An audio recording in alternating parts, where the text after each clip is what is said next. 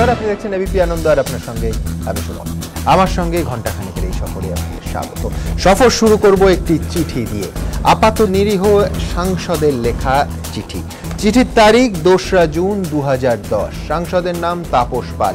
লিখছেন কাকে? তৎকালীন কেন্দ্রীয় অর্থমন্ত্রীকে। সেই কপি যাচ্ছে কার কাছে? সেবি, আরবিআই, আরওসি, কলকাতার পুলিশ কমিশনার, তৎকালীন সিআইডি এবং তৎকালীন তৃণমূল কংগ্রেসের কেন্দ্রীয় প্রতিমন্ত্রী সিএম জাটুয়ার কাছেও। কি লিখছেন তিনি? একাধিক সংস্থার নাম করে লিখছেন যে চড়া সুদ নিয়ে বেআইনি স্কিম চালিয়ে বাজার থেকে টাকা তুলছে।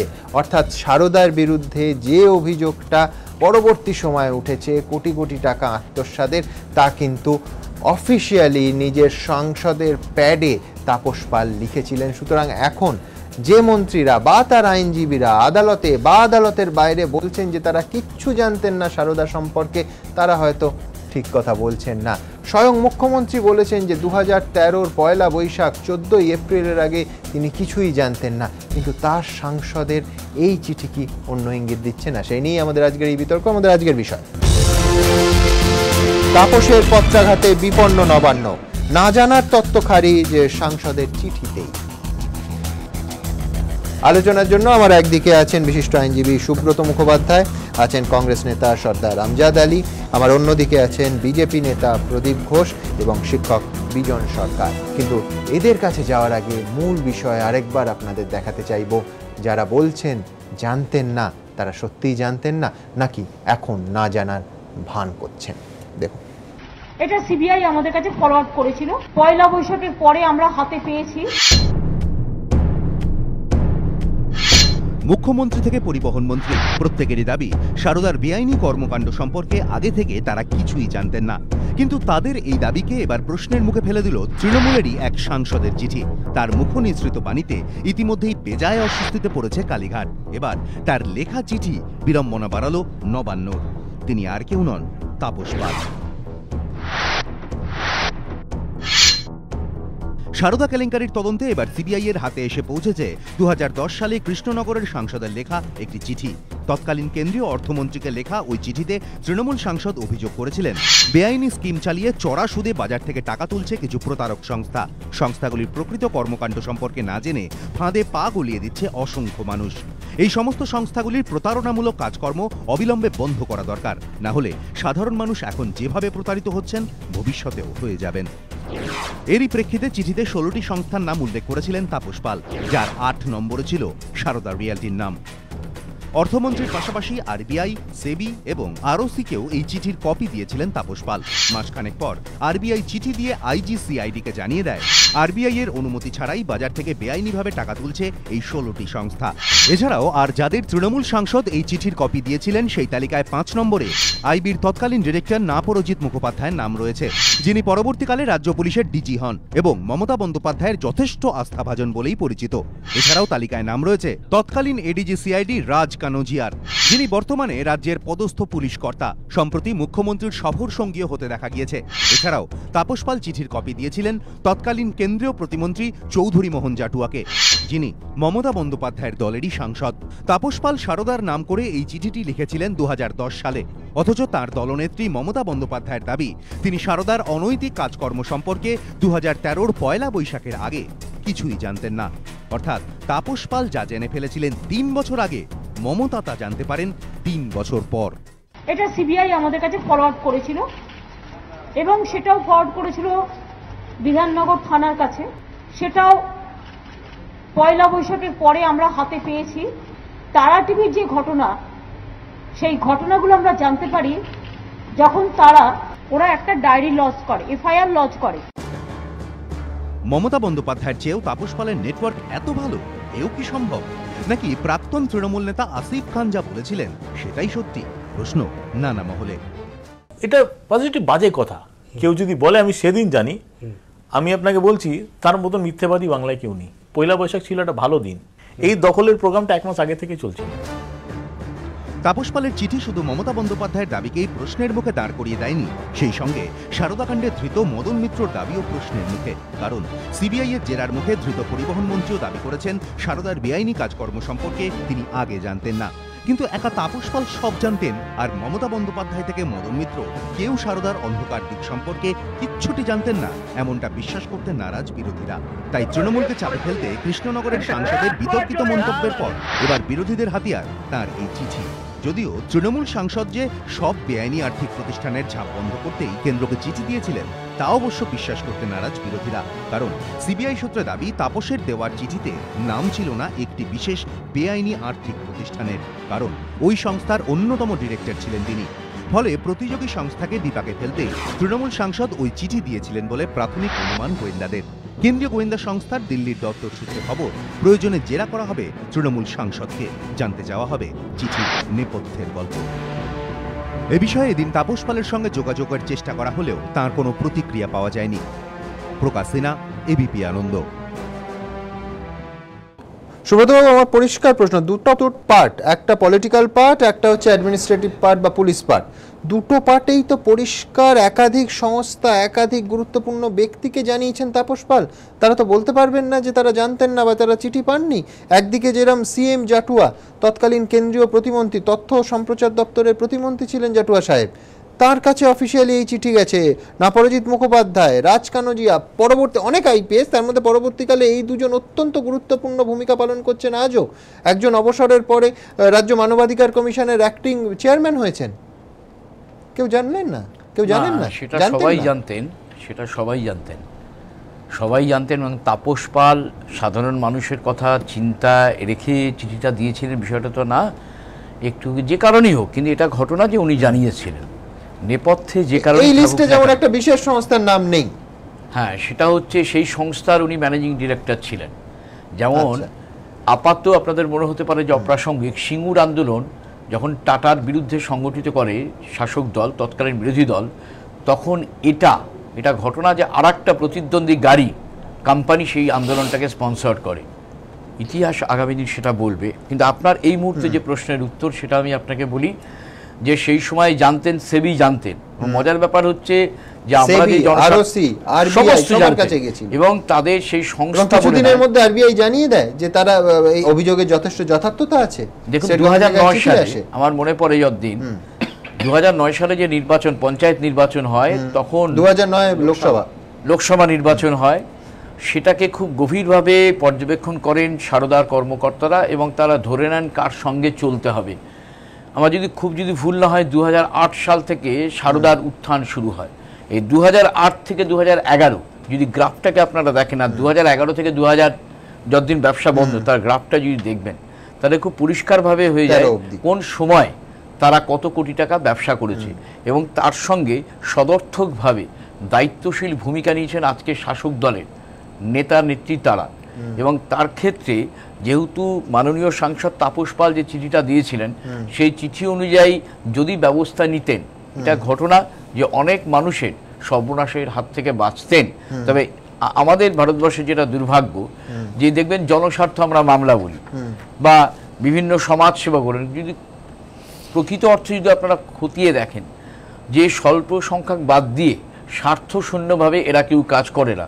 যে কারণে, কারণ তাপসবাবু অস্বীকার করতে পারবেন না, আজকের যে একটা চিট ফান্ড বলুন, এখনো সেটা চলছে, বিভিন্ন ব্যবসা তারা করছেন, তার ডিরেক্টর, অন্যতম ম্যানেজিং ডিরেক্টর ছিলেন। সম্ভব আমরা জানার জন্য তাপস পালের সঙ্গে যোগাযোগ করার চেষ্টা করি, তিনি ফোন ধরেননি, এই প্রশ্নের উত্তর দেননি। আমি দর্শকদের দেখাতে চাইবো আপনারই আগের কথা যেটা বলছিলেন যে স্বার্থ। রাজ্যসভার এক সাংসদ, তার বিরুদ্ধে অভিযোগ যে নিউজ প্রিন্ট এবং সারদার কাগজ ছাপার ক্ষেত্রে যে সংখ্যার কাগজ দেখানো হতো এবং সত্যি সত্যি যা ছাপা হতো, যত নিউজ প্রিন্ট দেখানো হতো এবং যত নিউজ প্রিন্ট সত্যি সত্যি খরচ হতো, বিপুল অঙ্কের ফারাক ধরা পড়েছে সিবিআইয়ের তদন্তকারী অফিসারদের হাতে। দেখুন, সারদা কেলেঙ্কারির তদন্তে এবার আষ্টে পৃষ্ঠে জড়িয়ে গেল শাসক দলের আরও এক রাজ্যসভার সাংসদের নাম। সিবিআই এর দিল্লির দপ্তর সূত্রে খবর, সারদা এক কর্মচারী তাঁর বয়ানে দাবি করেছেন, সারদা গোষ্ঠীর দুটি সংবাদপত্র সকালবেলা এবং বেঙ্গল পোস্টের জন্য নিউজ প্রিন্ট কেনা হতো একটি প্রেস থেকে, যার মালিক শাসক দলের এক রাজ্যসভার সাংসদ। নিউজ প্রিন্ট কেনার কাজ দেখভাল করতেন ওই কর্মচারী। তার দাবি, প্রতি মাসে লক্ষ লক্ষ টাকার নিউজ প্রিন্ট কেনা হতো রাজ্যসভার সাংসদের সংস্থা থেকে। এই পর্যন্ত সব ঠিকই ছিল, কিন্তু এরপর তদন্তকারীদের হাতে যে তথ্য উঠে আসে তাতে সম্পূর্ণ অন্যদিকে মোড় নেয় গোটা ঘটনা। সিবিআই এর দাবি, সারদার অন্যান্য কর্মচারীদের জেরা করে জানা গিয়েছে শুধুমাত্র নিউজ প্রিন্ট কেনাই নয়, সাংসদের এই প্রিন্টিং প্রেসে সারদা গোষ্ঠীর কিছু খবরের কাগজ ছাপাও হতো। আর এখানেই ধরা পড়েছে গরমিল। কেন্দ্রীয় গোয়েন্দা সংস্থার দাবি, প্রতিদিন যে সংখ্যক খবরের কাগজ ছাপা হতো আর যে সংখ্যক কাগজের জন্য সুদীপ্ত সেনের কাছ থেকে টাকা নেওয়া হতো তার মধ্যে বিস্তর ফারাক মিলেছে। অর্থাৎ ৫,০০০ কাগজ ছাপা হলে টাকা নেওয়া হতো ৫০,০০০ কাগজের, অনেকটা এই রকমের গরমিল। কেন্দ্রীয় গোয়েন্দাদের প্রশ্ন, শাসক দলের সাংসদ বলেই কি বিপুল গরমিল সত্ত্বেও এমনটা করার জন্য সুদীপ্ত সেনকে চাপ দেওয়া হতো কোনো মহল থেকে? সূত্রের খবর, ওই সাংসদকে জেরা করে প্রশ্নগুলির জবাব জানতে চায় সিবিআই। প্রকাশ Sinha, ABP Ananda. Kalyani's Nature Pure presents ঘন্টা খানেক সঙ্গে Suman, powered by high-tech smartphones, শুধুমাত্র এবিপি আনন্দে।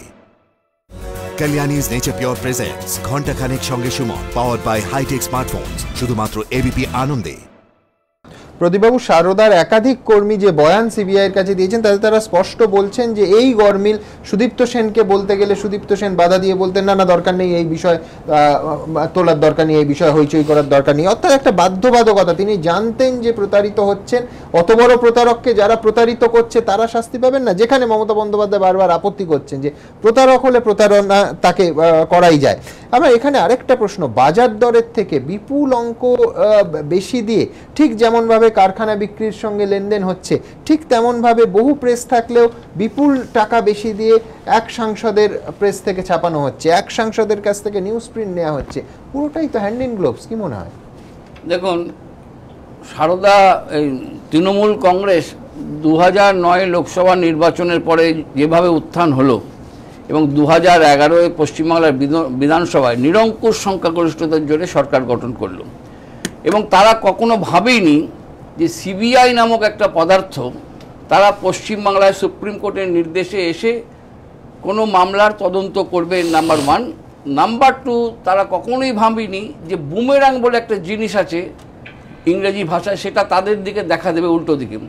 এখন তাপস পাল যখন চিঠিটা লিখেছিল তার নিজের কোম্পানির হয়ে তিনি লিখেছিলেন অন্যান্য কোম্পানিগুলোর বিরুদ্ধে, তখন তাপস পালও ভাবেনি যে এটা বুমেরাং হয়ে দেখা দেবে, কারণ সম্পূর্ণ তৃণমূল কংগ্রেসই যে চিটিংবাজির দলে পরিণত হয়ে যাবে আগামী দিনে, সেটা তাপস বুঝতে পারেনি।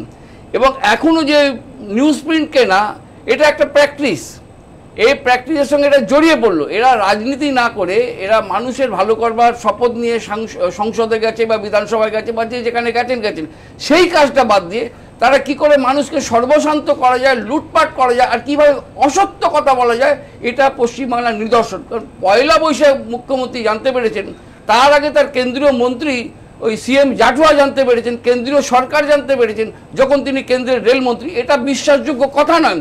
দলটাই চিটিংবাজির ওপর দাঁড়িয়ে আছে, দলটাই মানে মাফিয়াদের ওপর দাঁড়িয়ে আছে। প্রদীপবাবু, আপনি যে কথা বলছেন আমি সেখানে যোগ করতে চাইবো যে এটা প্রদীপবাবু বলছেন শুধুমাত্র তৃণমূল কংগ্রেসের দিকে আঙুল তুলে, কিন্তু তৎকালীন কেন্দ্রীয় সরকারও কি দায় এড়াতে পারে? সর্দার আমজাদ আলীর কাছে যাব, কিন্তু তার আগে আপনাদের দেখাবো যে কিভাবে আরসিও সংশয়ের মধ্যে তদন্তের আওতার মধ্যে চলে এসেছে। তার কারণ সেখানেও বিস্তর গরমিল, বিস্তর প্রশ্ন উঠেছে।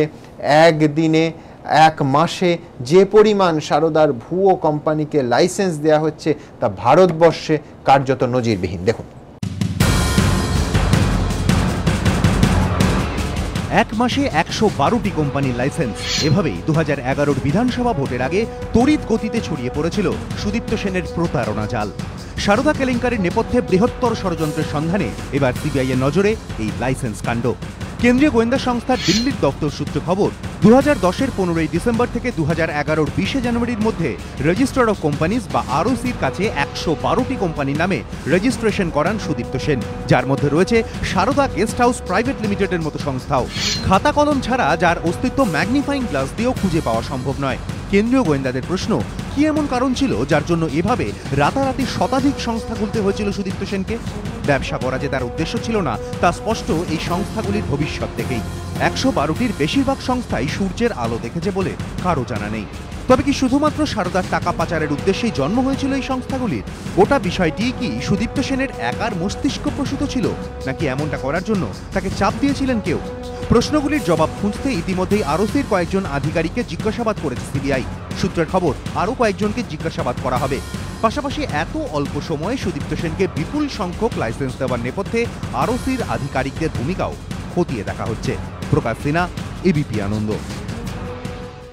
আমজাদ, আপনি আমায় বলুন, রেজিস্টার অফ কোম্পানিজ কার আওতায়? মিনিস্ট্রি অফ কোম্পানি অ্যাফেয়ার্স, তখন মন্ত্রীকে সচিন পাইলট। আমি বলছি ইউপিএ 2 এর ভূমিকাও তো যথেষ্ট সংশয়জনক। সুমন, প্রশ্নটা খুবই সঙ্গত যে 112টা কোম্পানিকে লাইসেন্স দিয়েছে কোম্পানি রেজিস্ট্রেশন, সুতরাং এখানে এই ইউপিএ 2 সরকারের কি কোনো ভূমিকা নেই? এটা তো প্রশ্ন। এই প্রশ্নের জবাব দিতে গেলে এই কথা বলতে হবে, রেজিস্ট্রেশন অফ কোম্পানিজ তার সম্পূর্ণ দায়িত্ব হচ্ছে রেজিস্টার অফ কোম্পানিজের অ্যাফেয়ার্স, কোম্পানি অ্যাফেয়ার্সের। তার কতগুলো পার্টিকুলার্স ফিল আপ করে ডাইরেক্টরস, শেয়ার হোল্ডার্স কারা ইত্যাদি ইত্যাদি এই সমস্ত প্রয়োজনীয় তথ্যতাবাসগুলো দিয়ে যদি রেজিস্টার অফ কোম্পানিজের কাছে আবেদন করা যায়, সেইগুলো সঠিক কি না এটাকে তদন্ত করে রেজিস্ট্রেশন দেবে। পলিটিশিয়ানরা বেনিফিটেড হয়নি, সবচেয়ে উল্লেখযোগ্য তৎকালীন কংগ্রেস সরকারের পলিটিশিয়ান যারা, তারা বেনিফিটেড কিন্তু হয়নি, কোনো অভিযোগ নেই। না, থ্যাংক ইউ ভেরি মাচ। যে সুতরাং রেজিস্টার অফ কোম্পানিদের কাছে 112টা কোম্পানি কিছুদিন সময়ের মধ্যে রেজিস্ট্রেশন হয়েছে। সময়টা লক্ষ্য করুন, 2011 ঠিক 4 মাস আগে, যেখানে আজকে সিবিআই ধারণা যে এতগুলো কোম্পানির নামে করে অ্যাকচুয়ালি ফান্ড মোবিলাইজেশনের কাজ করা হয়েছে, বিদেশে টাকা পাঠানোর ছক করা হয়েছে। এই যে কোম্পানিগুলো এত কম সময়ের মধ্যে রেজিস্ট্রেশন হয়ে গেল, রেজিস্টার অফ কোম্পানিজ নিঃসন্দেহে জবাবদিহি করতে বাধ্য। ঠিক। এক, কালিয়ানিজ নেচার পিওর প্রেজেন্টস ঘন্টাখানেক সঙ্গে Suman, powered by hi tech smartphones, শুধুমাত্র এবিপি আনন্দে। কালিয়ানিজ নেচার পিওর প্রেজেন্টস ঘন্টাখানেক সঙ্গে Suman, powered by hi tech smartphones, শুধুমাত্র এবিপি আনন্দে। দ্বিতীয় কথা হচ্ছে যে আশ্চর্য, আমি প্রথম একটা কথা বলার ছিল সুমন, সেই কথাটা হচ্ছে আজকে যে তথ্যগুলো সারা দেশের মানুষের সামনে আসছে, এই যে এবিপি আনন্দ যেসব তথ্যগুলো দিচ্ছে, এর জন্য এবিপি আনন্দকে ধন্যবাদ দিতে হয়।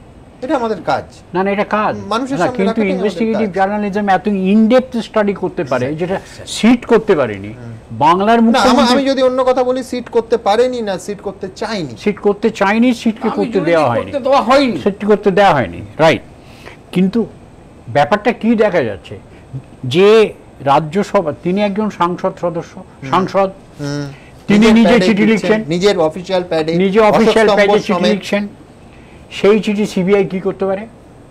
তথ্যটা যখন এখান থেকে গেছে, তখন খুব স্বাভাবিক কারণে এদের কাছে পাঠাবি, এই আমার কাছে অভিযোগ এসছে, তুমি 2010 থেকে 3টে বছর সময় লেগে গেছে সেদিনকার যিনি পুলিশের সব থেকে বড় অধিকর্তা, তার কাছে দেওয়া, তার মন্ত্রীর কাছে দেওয়া এই তথ্য পশ্চিমবাংলার মুখ্যমন্ত্রীর কাছে যায়নি।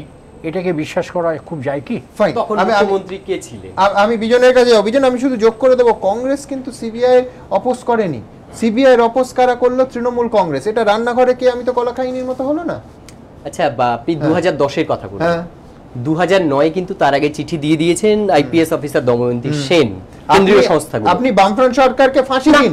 আমি কাউকে দোষা নেই, দাশগুপ্ত দিয়েছেন। আমার শুধু একটা প্রশ্নের জবাব দিন, মমতা বন্দ্যোপাধ্যায় জানতেন না জানতেন না? আমার আপনি আমার একটা প্রশ্ন, আমি একটা কথা বলি। 2011 না বলছি আমি ধরে নিচ্ছি বামফ্রন্ট সরকার ওতপ্রোতভাবে সারদার সঙ্গে যুক্ত, সুদীপ্ত সেন বামফ্রন্টের মুখ্যমন্ত্রী হতেন, আমি ধরে নিচ্ছি। আপনি আমার একটা কথার শুধু উত্তর দিন, মমতা বন্দ্যোপাধ্যায় জানতেন না জানতেন না? মমতা বন্দ্যোপাধ্যায় যা বললেন, তিনি প্রথম জানলেন 2013 14 এপ্রিল, পয়লা বৈশাখ। সেটা সত্য না মিথ্যা? এইটুকু শুধু বলুন। এটা সত্য মিথ্যা কিন্তু তদন্ত প্রমাণ করবে, তার কারণ 2010 আসবেন।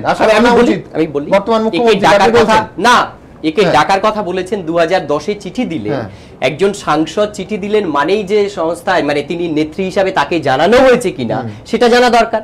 তিনি জানলেন কিনা ব্যক্তি স্বার্থে, আপনাদের কথা অনুসারে ব্যক্তি স্বার্থে বহু ক্ষেত্রে দেখা যায় যে আমি কোথাও যুক্ত ছিলাম, সেই যুক্ত থাকার কারণে আমি চিঠি দিচ্ছি। কেন্দ্রীয় মন্ত্রী সিএম জাটুয়া, তার দলের সাংসদ, চিঠি কেন্দ্রীয় মন্ত্রী হিসাবে তখন তিনি পেলেন, তিনি পেলেন, তিনি যে নেত্রীকে জানিয়েছেন তার প্রমাণ নেই তো, প্রমাণ তো হবে তদন্তের পর। বিজন একটা কথা আমি এবার বলি, আমার প্রশ্ন আছে, প্লিজ প্লিজ আমার কয়েকটা প্রশ্ন আছে, আমি একটু বলে দিই। এক মিনিট, আমি পরিচালিত পত্রপত্রিকাগুলো কার হয়ে প্রচার করতো মমতা ব্যানার্জি জানতেন না? শুনুন কার হয়ে? একটু বলে 2013 আগে কয়েকটা প্রশ্ন তুলে একটু রাখুন, আপনারা সবাই বলুন না প্লিজ। কার হয়ে বলো আমি কয়েকটা প্রশ্ন তুলি। একটা সময় সিবিআই জিজ্ঞাসাবাদ করলেন, জেল কাস্টডি হলো অমিত শাহ, পরে তথ্য প্রমাণ পাওয়া গেল না, মুক্ত করে দিল। তাহলে সিবিআই কোনো একটা কাজ ভুল করেছিল। এখন যাদের যাদের করা হচ্ছে তার মধ্যেও এরকম হতে পারে। এক, দুই, গুজরাটেও 34টা কোম্পানির বিরুদ্ধে অভিযোগ এসছে, সেই গুজরাটে কেন তদন্ত হচ্ছে না? আপনি বলুন। এখানে তো তদন্ত হচ্ছে, আমি তো বলছি, আমি গুজরাটের কথা বলছি, আমি তো গুজরাটের কথা বলছি, আপনি তো এসেছেন পশ্চিমবঙ্গের জন্য আলোচনা করতে। না, এখানে 17টা কোম্পানির বিরুদ্ধে তদন্তের অভিযোগ আনা হয়েছে, তদন্ত করার নির্দেশ দিয়েছে, তাহলে কেন একটার বিরুদ্ধে বেশি হচ্ছে আর না না না, এটা তো আপনার পারসেপশন, মামলা এটা তো আপনার পারসেপশন হচ্ছে না কেন দ্রুত গতিতে? ও আচ্ছা, মদন মিত্র গ্রেফতার হলে এগোনো হয় না? না, আমি বলছি সারদা ছাড়া সিট এগোচ্ছিল তো, সারদা ছাড়া আরগুলো এগোচ্ছে না কেন? আমি কয়েকটা প্রশ্ন তুলে নিই, তারপর আপনি কয়েকটা প্রশ্ন। 22 জনের নামের তালিকা সিবিআই পাঠিয়েছিল পিওমোতে, প্রধানমন্ত্রী দপ্তরে। কেন সুপ্রিম কোর্টের নির্দেশে যদি তদন্ত হয় তাহলে কেন ওখানে পাঠানো হলো না, সুপ্রিম কোর্টের কাছে জানানো হলো না? সুপ্রিম কোর্ট সারা দেশে নির্দেশ নেই। আর একটা কথা বলি, আমি বলতে দিন একটু, আমার একটু বলতে দিন কয়েকটা প্রশ্ন প্লিজ, আমি আপনার সবাই ডিস্টার্ব করব। কয়লা ব্লক কেলেঙ্কারিতে ডক্টর মনমোহন সিং কে সিবিআই ডাকতে চেয়েছিল, তাকে জিজ্ঞাসাবাদ করতে চেয়েছিল, তাকে কিন্তু ডাকতে দেওয়া হয়নি। না না তাকে ডাকতে দেওয়া হয়নি, সেটা আদালতে জানিয়েছে। না না, এটা আপনি সমর্থন করেন না করেন না? কোনটা? যে প্রয়োজন হলে প্রধানমন্ত্রীকে, প্রাক্তন প্রধানমন্ত্রী অবশ্যই ডাকা উচিত ছিল, এবং প্রধানমন্ত্রী তখনই কোথাও সিবিআই অতিরিক্ত কাউকে ডাকার জন্য অনুমতি পায় আর কাউকে ডাকার জন্য অনুমতি এই রাজ্যে কংগ্রেসের একজন এমপি, তিনিও চিঠি দিয়েছিলেন, মালদার এমপি। আচ্ছা, তিনি চিঠি দিয়ে আবার সেটা তৃণমূল কংগ্রেস ঠিক করে দেবে? মোটেও না। আপনি তো সেই বলছেন। কেন? আপনি কংগ্রেস সিবিআই নিজে আদালতে জানিয়েছে, সিবিআই নিজে আদালতে জানিয়েছে যে আমরা সিবিআই এর উপর আপনাদের ভরসা নেই। মনমোহন সিংকে ডাকতে চেয়েছিলাম, এই সিবিআই এর উপর মনমোহন সিং নিজে বলেছিলেন যে আমি নেই তো। কার উপর? এই সিবিআই এর উপর তো ভরসা না, নেই। ভরসা কি করে থাকবে? অমিত শাহকে একবার জেলে ঢোকালো, তারপরে বলল না তিনি মুক্ত। তখন তথ্য প্রমাণ ছিল জেলে ঢোকানোর সময়, না জেলে ঢোকানোর সময়, পরে জেল থেকে ছাড়া পেল, মদন মিত্র জামিন পাচ্ছেন না, তাতে আপনার ভরসা বাড়ছে না কমছে? একদম নয়, আমি সেই প্রশ্নেই যাইনি। না না, সিবিআই নিশ্চয়ই তখন তথ্য প্রমাণ ছিল বলে ঢুকিয়েছে। অমিত শাহ ছাড়া হলো কি করে? সিবিআই প্রমাণ নেই বলে। আচ্ছা, তাই তো, এই জন্যই বললো। আপনি আমার একটা কথা সিবিআই আদালতে তাই জানালো, সিবিআই বলেন বিচার্য করছে, সিবিআই আদালতে জানালো তো তাই। সিবিআই আদালত, সিবিআই এক নয়, তাহলে ভুল করেছিল তখন সিবিআই, সিবিআই এক নয়। তাহলে কেন অমিত শাহকে কেন জেলে ঢুকিয়েছিল? প্রাথমিক প্রমাণের ভিত্তিতে। প্রাথমিক প্রমাণটা তাহলে জোরালো ছিল না। তুমি বল কি করে হলো? আমি একেবারে শেষ, আমি সিবিআইয়ের বিশেষ আদালত মমতা ব্যানার্জিকে বিজেপি সরকার ক্ষমতায় আসার পর বিচারক, পিপি, সিবিআই এর ইনভেস্টিগেশন অফিসার সরিয়ে দেওয়ার পর মুক্ত হলো অমিত শাহ। এটা তো আপনার কনক্লুশন কি? এই তিনজনকে সরানো হলো, এটা তো আপনার বড় না, এটা তো আপনি দুই সুপ্রিম কোর্টে যাও না।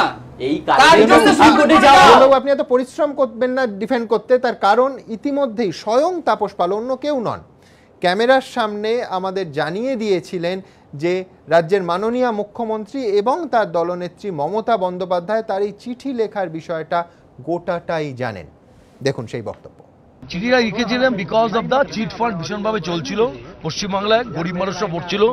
তারপরে যখন চিট ফান্ড নিয়ে প্রচন্ড চলছে, তখন আমি প্রণব মুখার্জিকে চিঠি লিখেছিলাম যে চিট ফান্ডটা চলছে, আমার মনে হয় যে চিট ফান্ড বন্ধ করা উচিত পশ্চিমবাংলায়।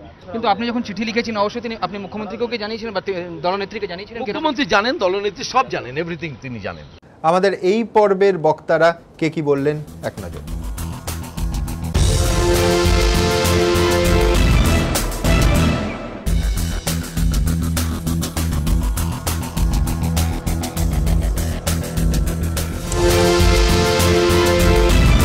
মেয়েটি চেয়েছিল অ্যাস্ট্রোফিজিসিস্ট হতে। প্রেসিডেন্সি বিশ্ববিদ্যালয়ের অত্যন্ত উজ্জ্বল ছাত্রী, পদার্থ বিভাগের অধ্যাপক নিজে তার মৃত্যুর পরে লিখছেন যে স্নাতকোত্তর স্তরের সব থেকে ভালো 4 জন ছাত্রছাত্রীর একজন ছিল সুমন্তিকা, যে সুমন্তিকাকে আমরা হারিয়েছি, এবং তার রহস্য মৃত্যুর পর পুলিশের একাংশ বলতে শুরু করে ড্রাগ ওভারডোজ। সেই তত্ত্ব তারপর চাপা পড়ে যাওয়ার পরও যাদবপুর বিশ্ববিদ্যালয়ের উপাচার্য প্রকাশ্যে মন্তব্য করলেন যে মাদক নেয়ার কারণে এই মৃত্যু বলে তিনি শুনেছেন এবং এই জিনিসগুলো ভালো নয়। এইখানেই আমাদের প্রশ্ন।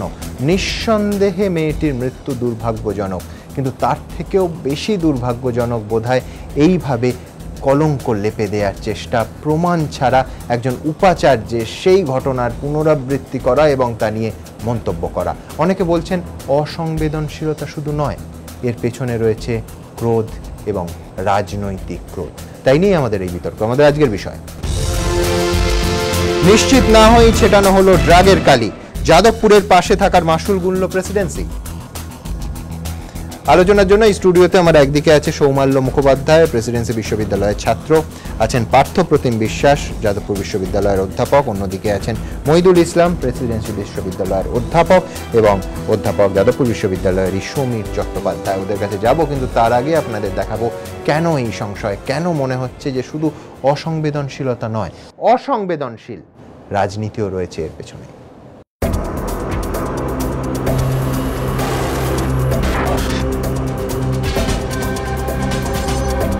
কতটা অসংবেদনশীল হলে পুরোপুরি নিশ্চিত না হয়ে পুলিশ থেকে শুরু করে রাজ্যের 5 তারা বিশ্ববিদ্যালয়ের উপাচার্য সহজেই এক প্রতিভাবান ছাত্রীর মৃত্যুর সম্ভাব্য কারণ হিসেবে মাদক সেবনের কথা বলতে পারেন? ড্রয়িং রুম থেকে চায়ের দোকান হয়ে সোশ্যাল নেটওয়ার্কিং সাইট, সব জায়গাতেই এখন একটাই প্রশ্ন, নাকি প্রাথমিক অনুমান এসব শব্দের আড়ালে এরা এক মৃত ছাত্রীর নামের সঙ্গে মাদক সেবনের মতো অপরাধ জুড়ে দেন কিভাবে? এ নিয়েই এখন জোর বিতর্ক। সুমন্তিকার মৃত্যুর পরই পুলিশের তরফে সংবাদ মাধ্যমকে খাইয়ে দেওয়া হয় মাদক সেবনও মৃত্যুর কারণ হতে পারে, কিন্তু তদন্তে এখনো পর্যন্ত যা উঠে এসেছে তাতে স্পষ্ট ইঙ্গিত মৃত্যুর কারণ আর যাই হোক না কেন মাদক সেবন অন্তত নয়। আর এই বিতর্কে ঘি ঢেলেছেন এমন একজন গোটা ঘটনার সঙ্গে যার কোনো সম্পর্কই নেই, কিন্তু যে কোনো বিষয়েই তিনি এখন নিজের সুচিন্তিত মতামত দেন। সুমন্তিকার মৃত্যুই বা বাদ যায় কেন? আমরা কালকে শুনলাম প্রেসিডেন্সিতেও নাকি মাদকদ্রব্য সেবন বা ইত্যাদি ব্যাপার নিয়ে একজন ছাত্রীর মৃত্যু হয়েছে, এবং ছাত্র হিসেবে এই জিনিসগুলো ভালো না। প্রেসিডেন্সি বিশ্ববিদ্যালয়ের একজন ছাত্রীর মৃত্যু সম্পর্কে যাদবপুর বিশ্ববিদ্যালয়ের উপাচার্যের এই ধরনের মন্তব্যের কারণ কি? পুলিশই বা তড়িঘড়ি কেন নিজেদের প্রাথমিক অনুমানের কথা জানাতে ব্যস্ত হয়ে পড়ল? পর্যবেক্ষকদের একাংশ এর নেপথ্যে কিন্তু অন্য গন্ধ পাচ্ছেন।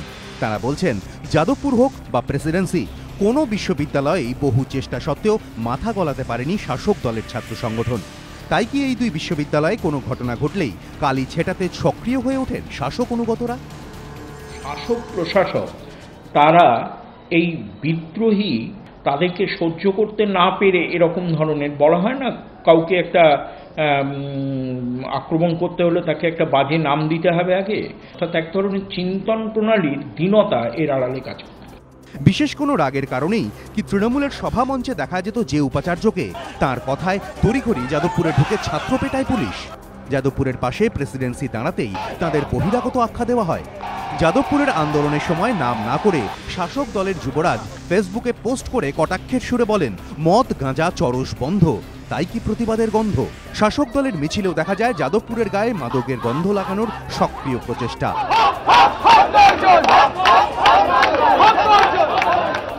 যাদবপুরের মতোই একইভাবে কি প্রেসিডেন্সিকেও কোনোভাবেই শাসকের পতাকার তলায় আনা যায় না বলেই তার এক ছাত্রীর মৃত্যুর সম্ভাব্য কারণ হিসেবে পুলিশের তরফে মাদক সেবনের কথা ভাসিয়ে দেওয়া হয়। তৃণমূল এটা বলেছিল যে মদ গাঁজা বন্ধ, তাই কি প্রতিবাদের গন্ধ। সুতরাং ওনার এই মন্তব্যটাকে যথেষ্টই নিন্দনীয় বলে মনে করছি। পোস্টমর্টেম রিপোর্ট থেকে যখন কোনো রেজাল্ট পাবলিশ হয় তারপরেই দেওয়া যায় কোনো রিয়াকশন, সেটা আমিও পাইনি, সেটা যাদবপুরের ভিসিও পাইনি। সেই জন্য আমার এটা ভেবে খুবই অবাক লাগছে যে এরকম অবস্থায় থেকে, এরকম একটা সিচুয়েশনে যাদবপুরের ভাইস চ্যান্সেলর কি করে এই রিয়াকশনটা দিলেন।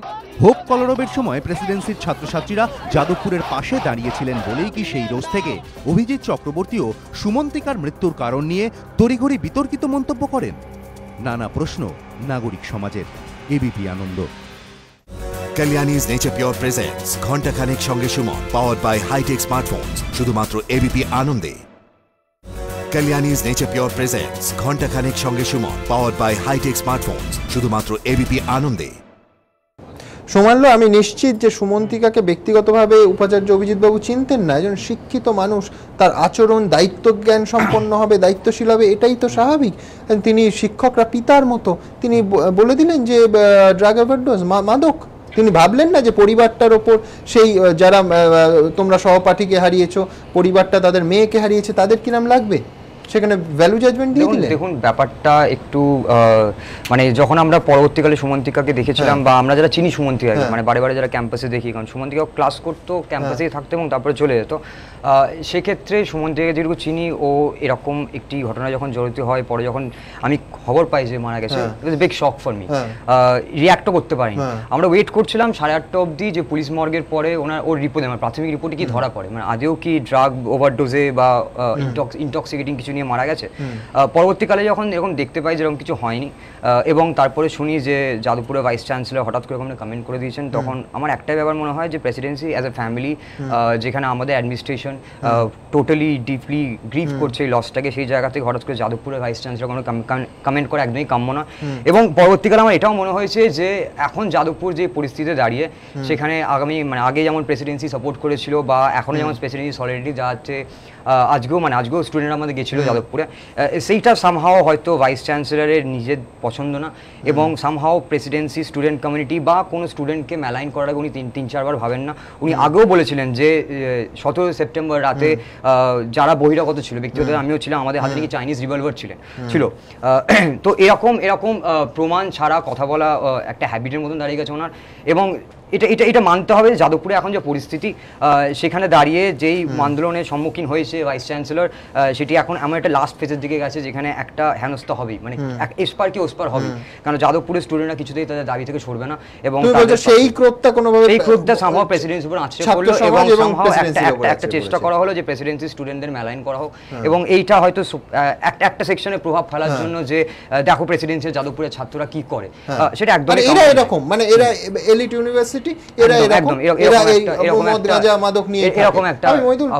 প্রেসিডেন্সি বিশ্ববিদ্যালয়ের অধ্যাপক, তুমি আমায় বলো যে তাকে আমরা জিজ্ঞেস করেছিলাম যে আপনি এই কথাটা বলছেন কেন, যে সংবাদ মাধ্যমে এরকম দেখেছি, মানে সংবাদ মাধ্যমে তিনি শুধু মাদকটাই দেখলেন, শুধু ড্রাগ ওভারডোজটাই দেখলেন, তারপরে পরবর্তীকালে যখন গ্যাস লিকের সম্ভাবনা পাশাপাশি ছিল তিনি দেখেননি, সেপটিক ট্যাঙ্ক লিকের সম্ভাবনা পাশাপাশি ছিল তিনি দেখেননি, মশা তাড়ানোর যে কয়েল ব্যবহার হয় সেই সম্ভাবনা ছিল তিনি দেখতে পেলেন না, ফুড পয়জনিং এর সম্ভাবনা দেখতে পেলেন না, কার্বন মনোক্সাইডের সম্ভাবনা ছিল সেটা দেখতে পেলেন না, দেখতে পেলেন শুধু ড্রাগ অ্যাবিউজ। বিশ্বাসযোগ্য? একদমই বিশ্বাসযোগ্য নয়। সুমল্লর সঙ্গে আমরা দেখুন, প্রেসিডেন্সি পরিবার আমরা কিন্তু এখনো খুব শোকগ্রস্ত। 5 তারিখে আমাদের যে দ্বিতীয় সমাবর্তন অনুষ্ঠান হয়, সেখানেও উপাচার্য মহাশয়া তিনি দুঃখ প্রকাশ করেছেন, আমরা সবাই মিলে সেই শোকটা এখনো পালন করছি। কিন্তু তার মধ্যে এরকম একটা ইরেসপন্সিবল স্টেটমেন্ট, একটা বিশ্ববিদ্যালয়ের একটা সব থেকে ওপরের একটা পজিশনে থেকে এরকম বলা, এটা মোটেই কাম্য নয়। প্রথম, Kalyani's Nature Pure presents ঘন্টা খানেক সঙ্গে Suman, powered by hi tech smartphones, শুধুমাত্র এবিপি আনন্দে। Kalyani's Nature Pure presents ঘন্টা খানেক সঙ্গে Suman, powered by hi tech smartphones, শুধুমাত্র এবিপি আনন্দে। দ্বিতীয়, কিন্তু আমার যেটা ধারণা যে ওভারঅল আমাদের যে রাজ্যের যে কালচার হয়ে গেছে, যে কিছু না জেনেই আগে থেকে একটা কিছু রেসপন্সিবল স্টেটমেন্ট দেওয়া, পার্ক স্ট্রিট ঘটনা সাজানো ঘটনা, অভিষেক বন্দ্যোপাধ্যায়ের ওপর কি আঘাত হয়েছে সেই নিয়ে একটা কিছু তথ্য খাড়া করে দেওয়া, এই জিনিসগুলো কিন্তু তো হয়েই চলেছে। এবার দেখুন, সৌগত রায়কে মাননীয়, মানে তুমি বলছে যে বর্তমান উপাচার্য ওই দলের মঞ্চে ওঠেন বলে দলের অন্যান্য অসুখগুলো পটেনশিয়াল পলিউটেন্ট হতেই পারে। এবং দেখুন, সৌগত রায়কে মাননীয় মুখ্যমন্ত্রী বলছেন যে আপনি কথা কম বলুন। আমার একটা খুব বিনীত অনুরোধ, মাননীয় মুখ্যমন্ত্রী উনি যিনি পুলিশ মন্ত্রী, উনি যদি এখন ওনাদের পুলিশকেও যদি বলেন যে একটু কম কথা বলুন, এবং উপাচার্য এই যে যাদবপুরের যিনি ব্যক্তি আছেন তাকে যদি বলেন যে একটু কম কথা বলুন, না জেনে শুনে, না ঘটনাচক্র না জেনে এই সমস্ত কথা কম বলতে, এটাই আমরা চাইবো। মানে এই দর্শকদের দেখাবো যে যেটা আমি বলছিলাম, যে পরিবারটা হারিয়েছে তাদের মেয়েকে, তাদের এই ধরনের প্রমাণ ছাড়া অভিযোগ এবং তাই নিয়ে মন্তব্য, তাই নিয়ে ভ্যালু জাজমেন্ট, এরকমটা না হয় ভালো ছিল, ছাত্র হিসেবে এগুলো ভালো কাজ নয়, এই ধরনের মন্তব্য কতটা আঘাত দেয়, আঘাতের ওপর আরও বোধহয় চূড়ান্ত আঘাত দেয়। দেখুন,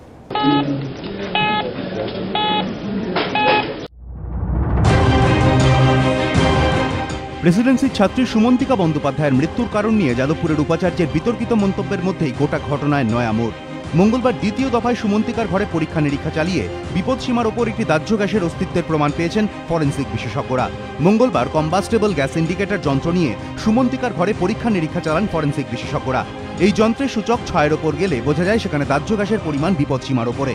ফরেনসিক বিশেষজ্ঞদের দাবি, সুমন্তিকার ঘরে রাস্তার দিকে যে জানালা রয়েছে তার পাশে একটি ছিদ্র মিলেছে, যেখানে যন্ত্র নিয়ে যেতেই সূচক 6-এর ওপর উঠে যায়। এই গ্যাসে মানুষের মৃত্যুর সম্ভাবনাও উড়িয়ে দিচ্ছেন না ফরেনসিক বিশেষজ্ঞরা। জানালাটার ধারে যে ঘরটাতে মেয়েটি মারা গেছে, তো সেই ঘরের জানালার ধারে সেই গ্যাসের ইন্টেন্সিটি সবচেয়ে বেশি, ঘনত্বটা সবচেয়ে বেশি। দাদা, এটা যদি দাহ্য গ্যাস হয়, দাহ্য গ্যাস থেকে কারো মৃত্যু হতে পারে? দেখুন, যে গ্যাস আমাদের শ্বাসরোধী, সেটা তো অবশ্যই মৃত্যুর কারণ হতে পারে।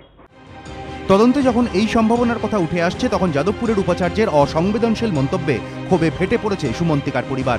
মেয়ের মৃত্যুর শোকের মধ্যেই প্রমাণ ছাড়া মাদক সেবনের তত্ত্বে চরম ক্ষুব্ধ তারা। মিথ্যা কথা বলে যাচ্ছে এগুলো সম্পূর্ণটাই বাজে। আমি যতটা জানি, আমার মেয়ে কোনোদিনই এ ধরনের মেয়ে ছিল না। সে ছিল সৎ, নিষ্ঠাবান, পড়াশোনা নিয়েই সে থাকতো। এত বড় বড় সমস্ত পদে থেকে এইভাবে সমস্ত মন্তব্যগুলো না করাটাই ভালো। এটা যার যার ব্যক্তিগত অভিরুচি। সুমন্তিকার রুমমেট সুবর্ণার পরিবারও অভিজিৎ চক্রবর্তীর মন্তব্যের কড়া নিন্দা করেছে। बिना जांच के बगैर ऐसे बोलना नहीं चाहिए था। बच्चों के छवि खराब किया और ये नहीं करना चाहिए था। অকালে মেয়ে গেছে, উপরি পাওনা, অপবাদ, ক্ষোভে ফুঁসছে মেধাবী সুমন্তিকার আত্মীয় পরিজনেরা। তাদের একটাই দাবি, আগামী দিনে এই ধরনের আলটপকা মন্তব্য যেন আর কেউ না করেন। এবিপি আনন্দ। পার্থবাবু, উপাচার্যের এই মন্তব্যের পেছনে কি আছে? আপনি কি মনে করেন যে ক্রোধ রয়েছে, যে ক্রোধে বিশ্ববিদ্যালয় চত্বরে কমান্ডো ট্রেনিং নেওয়া পুলিশ পাঠিয়ে তিনি পুলিশ ডেকে কার্যত ছাত্রদের পেটান, সেই রাগই কোথাও কাজ করলো? রাগের চেয়ে বড় কথা আসলে আমার যেটা এখন মনে হচ্ছে যে সেন্টিমেন্টটা ছাত্র বিরোধী একটা কালচার যেটা আসলে প্রমোটেড হচ্ছে তো রাজ্য জুড়ে, এবং সেখানে দাঁড়িয়ে সংবেদনশীলতার অভাব এবং সহনশীলতার অভাবটা খুব প্রকট। এবং সেটা যারা উচ্চাসনে আছেন সমাজের, স্টার্টস উইথ উপাচার্য, মন্ত্রী, মুখ্যমন্ত্রী, সাংসদ, সব ক্ষেত্রেই আমরা দেখতে পাচ্ছি যে তাদের এই সহনশীলতা সংবেদনশীলতাটা হচ্ছে যে গ্রসলি অ্যাফেক্টেড হচ্ছে। ফলে আজকের প্রফেসর চক্রবর্তী যে মন্তব্য করেছেন, অ্যাবসলিউটলি অবাঞ্ছিত একটি মন্তব্য, আনএক্সেপ্টেবল মন্তব্য, এবং এটা কোনোভাবেই সংবেদনশীলতার পরিচয় নয় ওই চেয়ারের থেকে। এবার আমি ভাবছিলাম যেটা কেন হয় অনেক সময়, যাদবপুরে আমরা যারা আছি এখন খানিকটা গাসওয়া হয়ে যাচ্ছে রোজ শুনতে শুনতে। এই ছাত্র আন্দোলন যখন চলছে তখন আমরা একজন মাননীয় সাংসদ রাজ্যের বললেন যে মদ গাঁজা খাওয়া ছেলে মেয়েদের আন্দোলন হচ্ছে, এই আন্দোলন আচ্ছা, তার 1 বছর আগে এক মন্ত্রী মশাই, তিনি ইনসিডেন্টালি এখন জেলে আছেন, তিনি বললেন যে যাদবপুর হচ্ছে যে মাওবাদীদের আতুর ঘর। আচ্ছা, এরপরে হচ্ছে আপনি ধরুন, আমি ভাবছিলাম যে পার্ক স্ট্রিটের কথা মহিদুল বলল, যে কাউকে একটা কোনো বিশেষণে ভূষিত করা, যখন আমি তার সাথে পেরে উঠছি না, একজন মহিলা সাংসদ বললেন যে এটা খদ্দেরের গন্ডগোল দুজনে। এখানে স্টিরিওটাইপটা হচ্ছে প্রেসিডেন্সি যাদবপুর মানে হচ্ছে মদ গাঁজা, অ্যাংলো ইন্ডিয়ান ভিকটিম মানে সে হচ্ছে এসকর্ট, এবং এই যে মুসলিম মানে অন্য কিছু, মানে এই যে আরো আছে। আমি শুনুন, আপনাকে বলি যে এইটা আমি ভাবতে ভাবতে দেখলাম সিরিজ অফ উদাহরণ। ধরুন শিলাদিত্য একটা প্রতিবাদ করলে মাওবাদী, মৌসুমী টুম্পা প্রতিবাদ করলে মাওবাদী, একটা স্টিকার গায়ে লাগছে। আপনি হচ্ছে এই যে মেয়েটি প্রেসিডেন্সির কি নাম আমাদের, হ্যাঁ না সুমন্তিকা না, আমাদের তানিয়া ভরদ্বাজ মাওবাদী হয়ে যাচ্ছে। আমি বলছি যে এইবার এই প্রতিবাদ করলেই যদি আপনাকে প্রতিশোধের পথে হাঁটতে হয়, এবং এই ফিলোসফিটা আসলে তৈরি করা হচ্ছে সরকারের একেবারে ওপর লেভেল থেকে। একজন মেয়ে ধর্ষিতা হওয়ার পর এই কথা আপনার মুখ থেকে প্রথম বেরোবে কেন, তার হাজব্যান্ড সিপিএম ছিল, এটা এতল বিচার্য নয়। ফলে এই যে স্টিকার দেওয়ার যে রাজনীতিটা, এই রাজনীতিটা যখন একদম উপরতলা থেকে ছড়াচ্ছে, সেটা উপাচার্য হয়ে একেবারে তলায় ছাত্র রাজনীতির নেতা জায়গায় নামবে। সমীরবাবু, সুমন্তিকা তো অসহায় ভাবে সম্ভবত ঘুমের মধ্যে মারা গেছে বিষাক্ত গ্যাসের প্রভাবে, এখনো পর্যন্ত যা মনে হচ্ছে। কোনো তো প্রতিবাদ করেননি, তাহলে তাকে না জেনে এই ধরনের মন্তব্য কেন বলা হচ্ছে? দেখুন, সুমন্তিকার আকস্মিক মৃত্যু, মানে তার আত্মার আমি শান্তি কামনা করি আজ শিক্ষক হিসেবে। তবে আজ ভাইস চ্যান্সেলর হিসেবে অভিজিৎ বাবুর যে বক্তব্যের উপরে আজকে অনুষ্ঠান, আমার মনে হয় ওনাকে একজন শিক্ষাবিদ হিসেবে যদি দেখেন, প্রাথমিকভাবে সংবাদ মাধ্যমের যে নিউজ বেরিয়েছিল সংবাদ মাধ্যমে, আমি তো সেটাই বললাম পরিষ্কার, উনি দেখলেন না, আমি বলছি উনি দেখলেন না যে গ্যাস লিকের তত্ত্ব, উনি সেটা তো ফরেনসিক উনি চারটের ভেতর থেকে একটা বেছে নিলেন, যে একটা হচ্ছে সবথেকে কদর্য, যেটা হচ্ছে একদম মানে ব্যক্তি মেয়েটিকে সুমন্তিকাকে কালিমা লিপ্ত করবে। কিছু ক্যাম্পাসের মধ্যে কিছু ক্যাম্পাসের মধ্যে কিছু কিছু ছাত্রছাত্রী তার বাবারা মারা যেহেতু তাদেরকে পাঠাচ্ছে, তার এসে ছাত্রছাত্রীরা নেশাগ্রস্ত মাদক সেবনে মানে না জড়িয়ে যদি পড়াশোনার উপরেই জোর দেয়, সেই হিসেবে একজন শিক্ষাবিদ হিসেবে তিনি প্রাথমিকভাবে ওইটা দেখে বা সংবাদ মাধ্যমে পড়ে তার শুনেছি বলে যে মন্তব্য উনি করেছেন। না, আপনি তো যাদবপুরে পড়েন, আপনার মনে হয় যে যাদবপুরের মূল সমস্যা হচ্ছে মদ গাঁজা চরস, যেভাবে একজন মূল সমস্যা নয়, তবে কিছু কিছু এই ধরনের ঘটনা ঘটছে, সার্বিকভাবে নয়। বহু ছাত্রছাত্রী খুব ভালো ছাত্রছাত্রী, কিন্তু কিছু কয়েনের উল্টো পাটটা বলি, যে জড়ায়নি, যে ঘুমের মধ্যে অসহায় মৃত্যুবরণ করেছে, তার পরিবারটার কেমন লাগবে? একজন উপাচার্য আজকে তদন্তের খাতিরে যদি মাদক না হয়ে কার্বন ডাই অক্সাইড ওজন থাকবে, আজকে মাদক বাদ দিয়ে যদি কার্বন ডাই অক্সাইড বা ফুড পয়জন বা ইত্যাদি যা যা গ্যাস লিকের মাধ্যমে যাই তথ্যই আসুক, সেইগুলোই যদি সত্য হয়, তাহলে অভিজিৎ বাবুর বক্তব্যে নিশ্চিতভাবে আমি প্রতিবাদ করছি। কিন্তু আমার মনে হয় সংবাদ মাধ্যম দেখেই এই শব্দটা ব্যবহার, আমি তো বললাম সংবাদ মাধ্যমে এটা হয়তো না করলেই অজস্র 10টা অপশনের ভেতর থেকে একটা বেছে নিলেন, কি বেসিসে উনি করেছেন এটা আমার সত্যি এই মুহূর্তে এখানে দাঁড়িয়ে বলা ঠিক হবে না। তবে এটাও ঠিক, অনেকে বলছে এই যে সংবেদনশীলতার কথা পার্থদা বললেন, আমি পার্থদাকে বলবো হয়তো সংবেদনশীলতা উনি শব্দটা মান্যতা দিয়েছেন। আজকে ভাইস চ্যান্সেলর অনশন চলাকালীন সে অফিসেই ঢুকতে পারলো না, বাইরে বসে চুপচাপ গালি গালাজ খেয়ে, মানে একটা কি বিশ্রী অবস্থায় এত কটূক্তি শুনতে হলো তাকে। ভাইস চ্যান্সেলরকে যদি এই অবস্থায়, আপনি ওই পর্বটা ভুলে যান না? আমি ওই পর্বটা ছাত্রছাত্রীদের কমান্ডো ট্রেনিং নিয়ে না, তার আগে না, একবারেই না, কিন্তু 16 তারিখের আগেও যে ঘটনাগুলো ভাইস চ্যান্সেলরের করিডোরে ঘটেছে দীর্ঘ 7 দিন, এই উপাচার্য আমি বলছি আমরা শিক্ষক যে অরবিন্দ ভবনের সমস্ত লাইট ভাঙার অভিযোগ চাপিয়ে দেন ছাত্রছাত্রীদের ওপর, ভুল যদি এই তথ্য দেওয়া হয় এটা ভুল হয়েছে। যদি কেন ওনার বাইট আছে আপনাকে নিশ্চিত, কিন্তু লাঠি দিয়ে চার্জ করে ছাত্রদের মেরেছে এটাও কিন্তু কোনো ফুটেজে নেই। উনি আমি পার্থদার কাছে আপনাদের কাছে অনুরোধ করব, আমি সেই আরবার দেখাতে চাই না, আমি ওটা দেখতেও চাই না, কারণ আমি এটা শুনেছি দেখেছি, আপনারা বারবার দেখিয়েছেন, লাঠি হাতে ছবি আমরাই দেখিয়েছি, শুধু তাই না, সেটা বাইরে ক্যাম্পাসের মধ্যে নয়। এই উপাচার্যই বলেছিলেন যে আমাকে খুন করতে চেয়েছিল ছাত্রছাত্রীরা, পুলিশ বাঁচিয়েছে, আর পুলিশ ছাত্রছাত্রীদের মারেনি, ছাত্রছাত্রীরা পুলিশকে মেরেছে। বাবু এই উপাচার্যই কিন্তু আলোচনার জন্য ছাত্রছাত্রীদেরকে আহ্বান করছে, কিন্তু ছাত্রছাত্রীরা অনড় কেন? এর পেছনে কোনো রাজনৈতিক আতাত আছে? আমি পার্থদা ওখানে শিক্ষক, আমি মইদুল ভাইকে অনুরোধ করব, আমরা দূর থেকে হলো নতুন বছর এসছে, সংঘর্ষের মানসিকতা থেকে সরে আমরা সংযোগের মানসিকতা, আমি এই বার্তাটা দিলেন ভালো, কিন্তু উপাচার্য উনিও দিচ্ছেন আলোচনা ছাড়া তো সমস্যা মিটবে না। সংঘর্ষ বাদ দিন, আমি বলছি সংবেদনশীলতার বার্তা দিতে পারতেন না একজন উপাচার্য। আজকে যদি উনি কি বললেন, আমি আপনাকে বলছি, আজকে যদি উনি বললেন যে আমি কাল শুনলাম যাদবপুরে প্রেসিডেন্সিতে নাকি ড্রাগ সেবন করে এক ছাত্রীর মৃত্যু হয়েছে, ছাত্র হিসেবে এগুলো ভালো কাজ না। আমি বলছি আজকে যদি কেউ বলেন যে আমি শুনলাম যে যাদবপুরে যে মানুষটি উপাচার্য তিনি একজন ছাত্র বিরোধী মানুষ, এগুলো ভালো কথা নয়। কিরকম লাগবে শুনতে? এতদিন তো প্রশ্ন দেখেছি, দু একটা ছোট্ট ঘটনা হয়তো আপনাকে বলতে খারাপ লাগছে, কি কারণে হতে পারে, কি কারণে, কেন প্রেসিডেন্সিকে কোনোভাবে চক্রান্তের আওতার মধ্যে কি জড়িয়ে দেওয়ার চেষ্টা করা হচ্ছে প্রেসিডেন্সি এবং যাদবপুর এই দুই তথাকথিত কোট আনকোট এলিটিস্ট শিক্ষা প্রতিষ্ঠানকে? দেখুন, কালকে শুনলাম প্রেসিডেন্সিতেও নাকি মাদকদ্রব্য সেবন বা ইত্যাদি ব্যাপার নিয়ে একজন ছাত্রীর মৃত্যু হয়েছে, এবং ছাত্র হিসেবে এই জিনিসগুলো ভালো না। অনেকেই বলেন প্রমাণ ছাড়া বিতর্কিত অভিযোগ করার ক্ষেত্রে তার জুরি মেলা ভার। প্রেসিডেন্সি বিশ্ববিদ্যালয়ের ছাত্রী সুমন্তিকা বন্দ্যোপাধ্যায়ের রহস্য মৃত্যু প্রসঙ্গে মন্তব্য করে বিতর্কের তালিকা আরও সমৃদ্ধ করলেন যাদবপুরের বিতর্কিত উপাচার্য। আর তাঁর এই মন্তব্য প্রসঙ্গেই নাম না করে ক্ষোভ উগরে দিয়েছেন প্রেসিডেন্সির উপাচার্য। কিছু না জেনে নিজের এমন একটা ফাইনাল স্টেটমেন্ট যে কারোর পক্ষে দিয়ে দেওয়াটা ঠিক না, সেটা যেই হোক।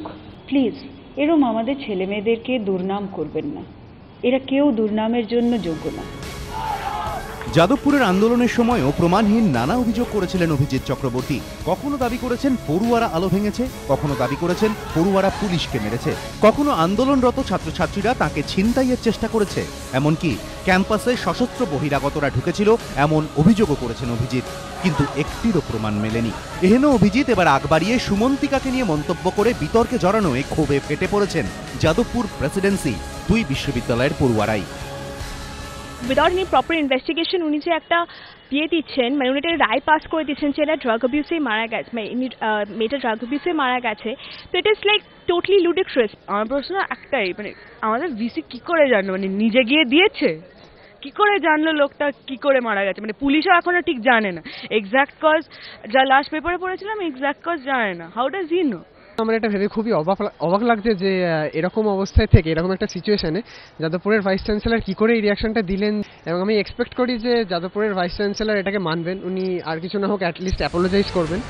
একজন শিক্ষক হয়ে বারবার পড়ুয়াদের প্রসঙ্গে এই ধরনের মন্তব্য কি করে করেন অভিজিৎ চক্রবর্তী? এতে কি শিক্ষক ছাত্র সম্পর্ককেই নিচে নামাচ্ছেন না তিনি? প্রশ্ন শিক্ষক মহলেও। এবিপি আনন্দ। আমাদের এই পর্বের বক্তারা কে কি বললেন এক নজর।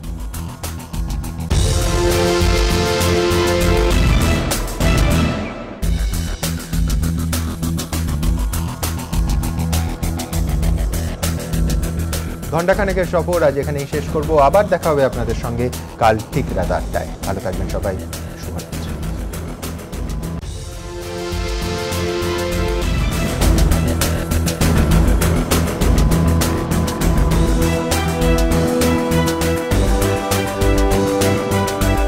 Kalyani's Nature Pure presents ঘণ্টাখানেক সঙ্গে Suman, powered by High-Tech Smartphones, শুধুমাত্র এবিপি আনন্দে।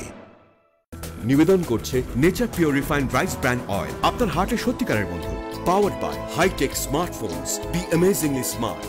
সহযোগী নিবেদক Vivekananda hospital Durgapur, a super specialty hospital with trauma care and heart institute. DPS North Kolkata, admissions open for pre-nursery to class 8. প্রান্তে পরীক্ষায় ভালো নম্বর পাওয়ার ব্রহ্মাস্ত্র, শালিমার শেফ গুঁড়ো মশলা এবং দ্য সুমিস, you can, I can, we all can.